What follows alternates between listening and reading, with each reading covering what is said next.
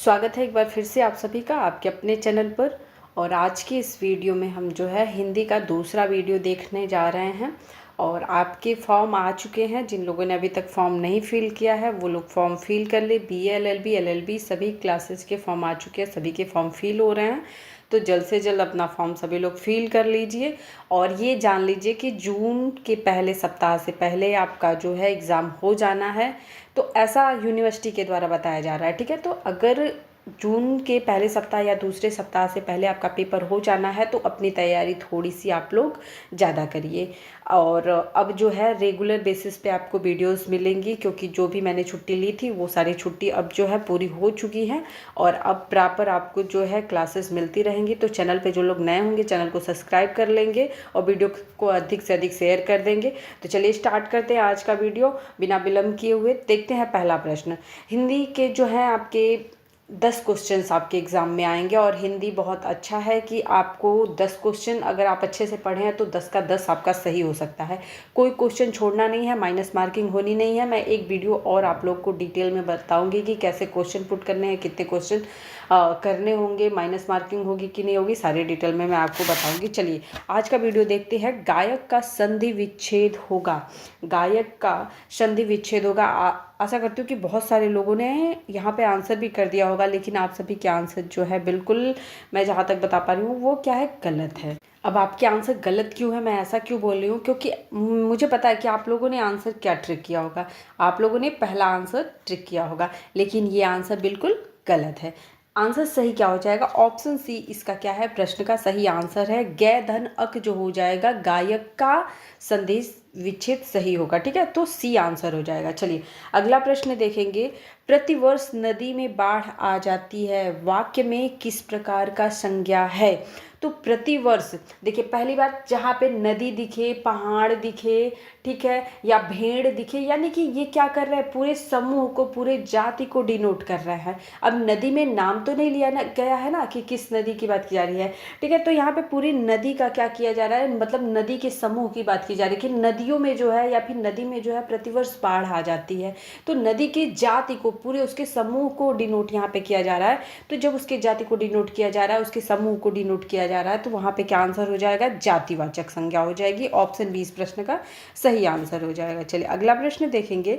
दूसरा प्रश्न हमारा है, निम्नलिखित में पुल्लिंग शब्द कौन सा है। पुल्लिंग शब्द कौन सा है। देखिए अभी जैसे पुल्लिंग हमको या फिर स्त्रीलिंग हमको जब छांटना होता है तो हम कैसे उसको सही से उस आंसर तक पहुंच सकते हैं। देखिए जैसे दिया है रचना, मैंने यह रचना की, ठीक है, मैंने यह रचना की। लड़का बोलेगा या लड़की बोलेगी, जो भी बोलेगा वो क्या बोलेगा, मैंने यह रचना की है। यानी कि इस पे किस तरीके से स्त्रीलिंग का प्रेशर पड़ रहा है कि मैंने यह रचना की है, मेरे द्वारा यह रचना की गई है। मतलब क्या हो रहा है यहाँ पे, ऐसा भाव आ रहा है कि मतलब जो रचना है ये क्या है, कोई स्त्रीलिंग है, ठीक है। इसके बाद प्रार्थना, मेरे द्वारा प्रार्थना कराई गई या की गई, ठीक है। तो यहाँ पे भी क्या हो रहा है, स्त्रीलिंग का भाव आ रहा है। आज्ञा, मैंने उनसे आज्ञा मांगी, मैंने उनसे आज्ञा मांगा, ये जो है ना, ये क्या है, गलत है। जैसा मैंने उनसे आज्ञा मांगी, ठीक है। तो यहाँ पे ये सभी क्या है, स्त्रीलिंग के यहाँ पे क्या आ रहे हैं, भाव प्रकट हो रहे हैं।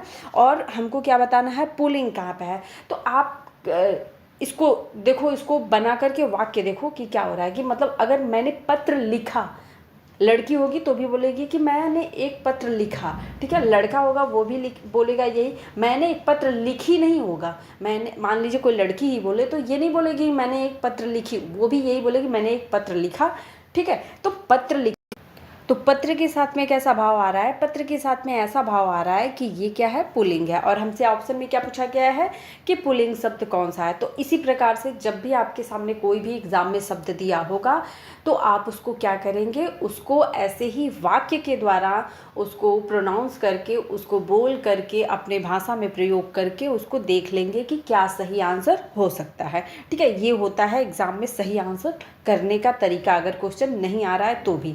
आगे हमारा क्वेश्चन है, चौथाई शब्द में विशेषण है, ठीक है। मान लीजिए 4 बोला जाता तो ये क्या हो जाता, 4 है, 5 है, तो ये क्या है, ये जो है आपका 4, ठीक है, ये क्या हो गया, आपका गणनावाचक हो गया, ठीक है। चौथा, पांचवा, इस तरीके। चौथाई का मतलब क्या हो रहा है, यानी कि एक कोई एक हिस्सा है उसका चौथा भाग, ठीक है। तो यहाँ पे ये है, यानी कि ये परिमेय संख्या का भाव दे रहा है। 1/4 क्या होगा, परिमेय संख्या होगी। तो इसमें क्या हो जाएगा, यानी कि परिमेय संख्याएं जो होती हैं वो क्या होंगी, वो अपूर्णांक होती हैं। अपूर्णांक होती हैं तो यहाँ पे हमें सही आंसर क्या मिल रहा है, यहाँ पे हमको सही आंसर मिल जाएगा अपूर्णांक बोधक विशेषण हो जाएगा। यहाँ पे क्या हो जाएगा, अपूर्णांक बोधक, यानी कि जो पूर्णांक बोधक नहीं है। तो चौथाई में क्या हो जाएगा, अपूर्णांक बोधक हो जाएगा, ठीक है। अब आवृत्तिवाचक क्या होता है, आवृत्ति मतलब जो संख्या बार बार आए, ठीक है। जैसे बार बार जो संख्या दोहराई गई हो, जैसे 2 2 4 होता है, ठीक है। 2 और 2 2 2 क्या हो रहा है, बार बार आ रहा है, तो वहाँ पे क्या होगा, आवृत्तिवाचक हो जाएगा, ठीक है। तो ऐसे हम सारी चीज़ों को जान लेंगे, ठीक। आगे हम देखेंगे, अगला प्रश्न हमारा है, निम्नलिखित में कौन सा शब्द तत्सम नहीं है। तत्सम शब्द को यहाँ पे हमको जानना है, कौन सा शब्द तत्सम नहीं है, ठीक है। तो यहाँ पे तत्सम क्या नहीं है, अमूल्य जो हो जाएगा, ये क्या है, तत्सम शब्द नहीं है, ये क्या है, तद्भव शब्द है। अमूल्य क्या है, तद्भव शब्द है। देखिए, तत्सम शब्द पहचानने का और तद्भव शब्द पहचानने का एक तरीका मैं बता देती हूँ कि मैक्सिमम जो मतलब कि अगर कोई भी शब्द है जहाँ पे आपको चंद्रबिंदी देखने को मिल जाए, ठीक है, तो वहाँ पे आप मान लीजिए कि वो तद्भव शब्द है। जैसे यहाँ पे माँ देखने को मिल रहा है आपको, ठीक है, तो जहाँ भी चंद्रबिंदी आपको देखने को मिली वहाँ पे आप समझ जाइए कि ये तद्भव शब्द है। जैसे आँख हो गया, दाँत हो गया, तो ये सभी क्या शब्द होते हैं, ये तद्भव शब्द होते हैं। अमूल्य क्या है आपका, तत्सम शब्द है, और हमको तत्सम शब्द बताना था। केला का कदली होता है, तद्भव शब्द, ठीक है। और इसके बाद मछली का मत्स्य होता है, माँ का मातृ होता है, ठीक है। तो इस प्रकार से हम जान गए कि कौन से शब्द का कहीं कौन सा तद्भव शब्द होता है, ठीक है। आगे हम देखेंगे, खगेश का पर्यायवाची। खगेश का पर्यायवाची क्या है, इस प्रश्न का सही आंसर, इस प्रश्न का सही आंसर हो जाएगा ऑप्शन सी, वैनतेय जो हो जाएगा, खगेश का सही पर्यायवाची हो जाएगा। अब बहुत सारे लोगों के दिमाग में आ रहा होगा कि वैनतेय क्या होता है, मैंने तो कभी सुना ही नहीं है, क्योंकि आपने कभी पर्यायवाची नहीं पढ़ा और अपनी मातृभाषा को भी आपने क्या किया है, बहुत ज़्यादा भाव नहीं दिया, यानी कि उसको वैल्यू नहीं दिया है, तो आपको समझ में वो नहीं आ रहा है। देखिए, वैनतीय जो है ये गरुड़ का पर्यायवाची है। गरुड़ पक्षी जानते हैं ना, गरुड़ पक्षी, तो गरुड़ पक्षी का ही पर्यायवाची खगेश भी है। खगेश, वैनतीय, ये क्या है, गरुड़ पक्षी का पर्यायवाची है। तो इसे भी नोट कर लीजिएगा।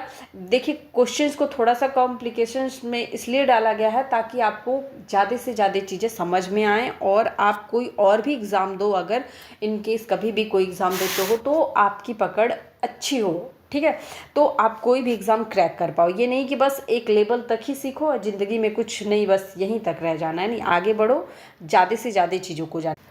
अगला प्रश्न है, इसमें से स्वर्ग का पर्यायवाची कौन सा है। स्वर्ग का पर्यायवाची कौन सा है, तो देखिए, गौ जो होता है ये स्वर्ग का पर्यायवाची नहीं है, गाय का पर्यायवाची है गौ, ठीक है। गाय का पर्यायवाची, गौ को हम गो कहते हैं, गौ कहते हैं, ठीक है।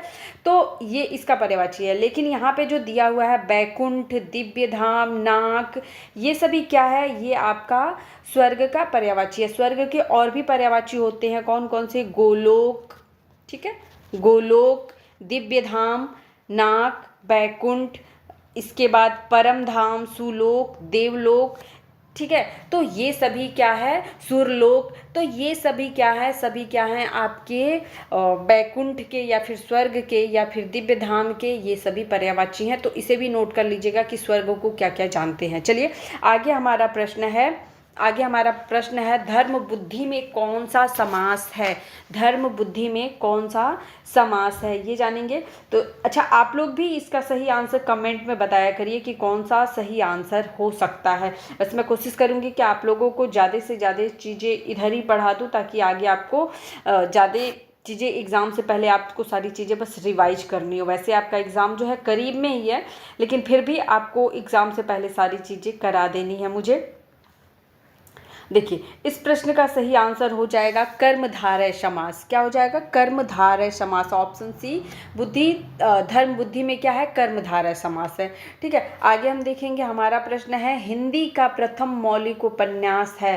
हिंदी का प्रथम मौलिक उपन्यास कौन सा है? तो ऑप्शन ए इस प्रश्न का सही आंसर हो जाएगा। परीक्षा गुरु जो है इसका प्रथम मौलिक उपन्यास है। आगे प्रश्न है चिंतामणि किसका निबंध संग्रह है? तो चिंतामणि जो है रामचंद्र शुक्ल का निबंध संग्रह है। आगे प्रश्न देखेंगे घुमक्कड़ शब्द में कौन सा प्रत्यय है? घुमक्कड़ शब्द में कौन सा प्रत्यय है? अक्कड़। अक्कड़ जो है ये क्या है? घुमक्कड़ का प्रत्यय है। ठीक है, इसके बाद देखेंगे घूम प्लस अक्कड़। घूम प्लस अक्कड़ मिलके क्या बनेगा? घुमक्कड़। ठीक है, कौन हिंदी का उपभाषा नहीं है? हिंदी का उपभाषा कौन नहीं है?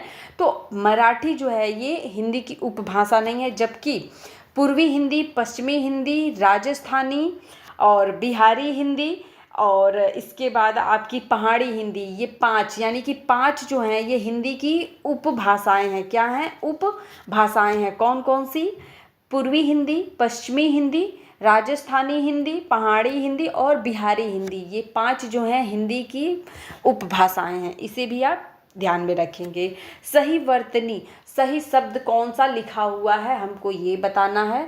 तो यहाँ पे सभी लोग जानते होंगे चतुष्कोण का जो सही आंसर हो जाएगा ऑप्शन डी हो जाएगा। चलिए अगला प्रश्न हम देखेंगे। अवर्णनीय शब्द के लिए वाक्य बताना है। अवर्णनीय शब्द के लिए वाक्य बताना है तो यहाँ पे हो जाएगा जिसे वाणी से व्यक्त न किया जा सके उसे क्या बोलेंगे? अवर्णनीय बोलेंगे। आगे हमारा प्रश्न है काटो तो खून नहीं। काटो तो खून नहीं, इस लोकोक्ति के लिए हमको क्या बताना है? सही आंसर बताना है।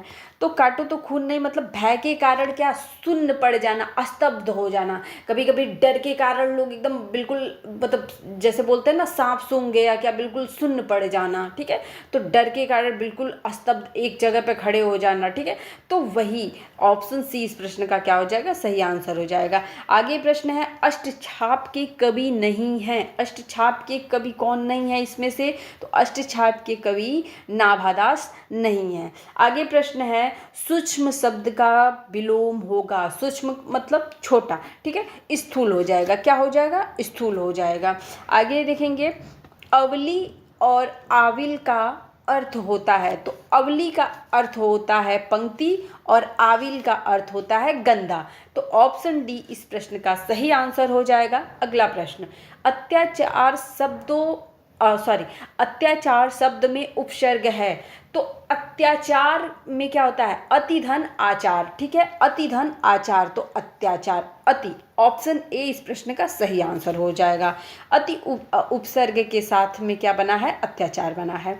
महोर्मी का सही संधि विच्छेद बताना है। महोर्मी का सही संधि विच्छेद क्या हो जाएगा ये बताना है हमको। तो इस प्रश्न का सही आंसर हो जाएगा ऑप्शन सी महाधन उर्मी। महाधन उर्मी क्या हो जाएगा? महोर्मी हो जाएगा। और ठीक है, यहाँ पे क्या है? आ प्लस बड़ा ऊ, आ प्लस बड़ा ऊ मिलके क्या बनाएंगे? ओ की मात्रा बनाएंगे। आ और ऊ मिलके क्या बनाएगा? बड़ा ऊ की मात्रा, ओ की मात्रा बनाएगा। ठीक है, तो महोर्मी हो जाएगा यहाँ पे। और यहाँ पे सी आंसर हमारा क्या हो जाएगा? सही हो जाएगा। अगला प्रश्न हमारा है वैदेही वनवास किसकी रचना है? वैदेही वनवास जो है ये आपका अयोध्या सिंह हरिऔध की रचना है। अयोध्या सिंह उपाध्याय हरिऔध की रचना है। ऑप्शन ए जो है इस प्रश्न का सही आंसर हो जाएगा। और इसी के साथ में ये वीडियो समाप्त होती है। और ये प्रश्न आपके डीडीयू के कई सारे एग्ज़ाम में हिंदी में पूछे हुए हैं। मतलब डीडीयू के एंट्रेंस एग्ज़ाम में कई सारे एग्ज़ाम में पूछे हुए हैं। कई बार रिपीट करके बीए में पूछा हुआ है, एमएड एंट्रेंस एग्ज़ाम में पूछा हुआ है। तो इस वजह से कहीं ना कहीं ये क्वेश्चन थोड़ा सा ऐसा हो सकता है कि ये आपके एग्ज़ाम में भी पूछा जा सकता है। तो इसको भी आप देख लेंगे क्योंकि रचनाएँ भी पूछी जाती हैं और बाकी चीज़ें जो मैंने बताया। तो 10 से 20 वीडियो मैं अगर बना देती हूँ हिंदी का तो उसमें आपका पूरा हिंदी कवर हो जाएगा। आप उसको उतना पढ़ के जाते हो तो बिल्कुल श्योर है कि उसमें से आपको बहुत सारे क्वेश्चंस देखने को मिल जाएंगे। और जिस तरीके से मैं आपको ऑप्शंस को समझा करके सारी चीज़ें बताती हूँ, उस हिसाब से ये समझ लीजिए कि आप सारे 10 के 10 क्वेश्चन आराम से कर ले जाएंगे। तो सभी वीडियोस को अच्छे से देखिए, समझिए, जो समझ में ना आए उसके विषय में आप मुझसे कमेंट में पूछ सकते हैं। वीडियो पसंद आए तो वीडियो को लाइक, इसका PDF अगर आप लेना चाहते हैं तो आप टेलीग्राम चैनल से जुड़ जाइए। टेलीग्राम चैनल पर आपको इसका लिंक मिल जाएगा और वहाँ से आप डाउनलोड कर सकते हैं। टेलीग्राम चैनल का जो लिंक है वो वीडियो के डिस्क्रिप्शन बॉक्स में जुड़ा हुआ है, तो वहाँ से आप टेलीग्राम चैनल पर विजिट कर सकते हैं। वीडियो देखने के लिए धन्यवाद।